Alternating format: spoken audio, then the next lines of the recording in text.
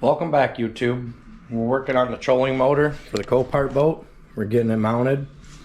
I'm already a little ahead of you guys from the last video you seen. I got the seats remounted. This one's on a slide. It's bolted in. I put marine grade 3/4 inch plywood underneath these seats on the bottom to reinforce it. As you can see, the screws are here. These are swivels in the front. As you can see, there's foam laying on the floor of the boat. I had to take the foam out of these seats in order to put the plywood underneath them to support the swivels. And what I'm doing with the troller is I'm going to mount it up here, but you can tell this is too thin. So I set the troller up right here. You can see I traced it out. And I built me last night. I wish I would have recorded it. Sorry guys. I built this setup. I clamped it all together. This is just made out of 1/8 bed framing that I usually find if I see somebody throwing some bed framing out. I take it and pick it up. So I'll show you guys how it's gonna sit. It's gonna sit just like that, but underneath, and it's gonna bolt. There'll be 3 bolts on each side down here, and inside the boat here, as you can see, this is thicker. It's doubled up, so we'll bolt through that. I got all stainless steel hardware.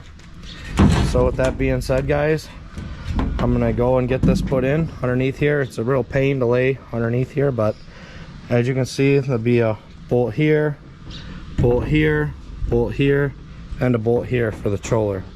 So I think this should work really well. I'll get back to you guys as soon as I get it on. Here we are, guys. I had to modify my first design a little bit. I added this onto it. I know it's not the prettiest looking thing, but it's very, very strong. I guarantee you that. So this is going to get bolted on, and my troller, I changed my plan. It's going to get mounted right down here, so the shaft will be almost right at the bow line. I did some more research on it, and they say that's the best thing to do. So yeah, we're going to get this mounted underneath. It's kind of a 2-person job. You can see I got my holes drilled on each side. I'm going to add a few bolts here, along here. The troller motor will bolt right in on the top. It's going to be super nice, guys. Also, my battery, I think I mentioned before, is going down there. I got a really nice battery. Let me grab it. I want to show you guys.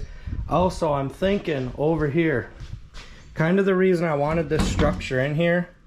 I don't want to give away all my little secrets that I'm going to do, but I kind of had an idea for a mast.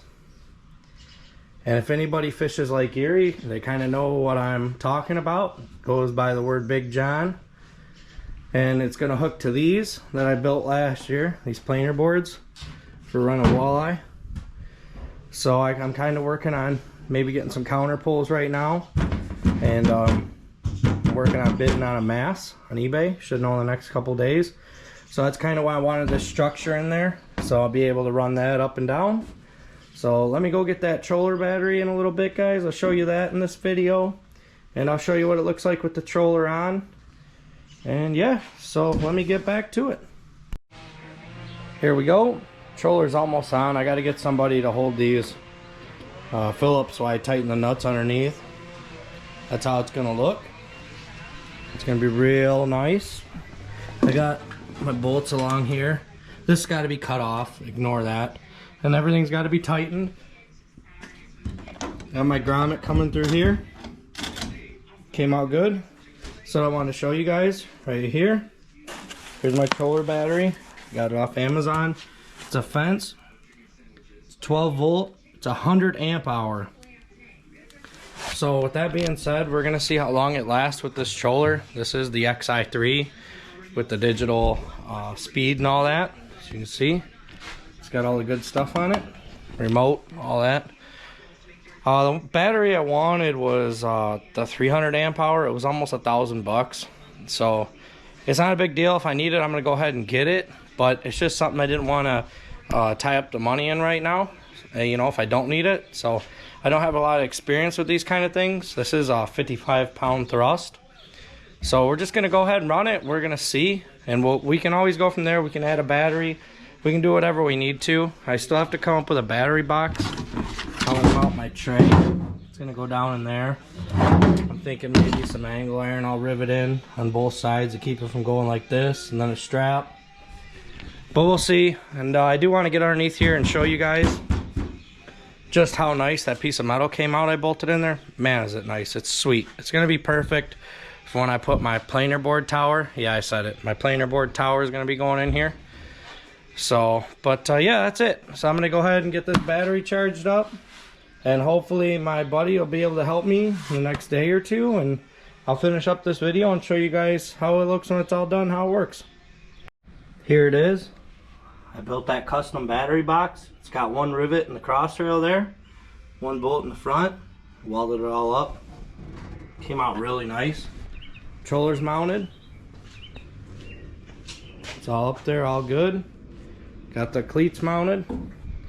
So next thing, guys, I got to figure out how to get the remote programmed to this controller, and I got to get that battery in there.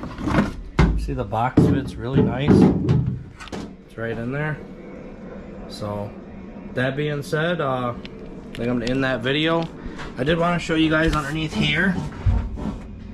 That's the metal bracket I built.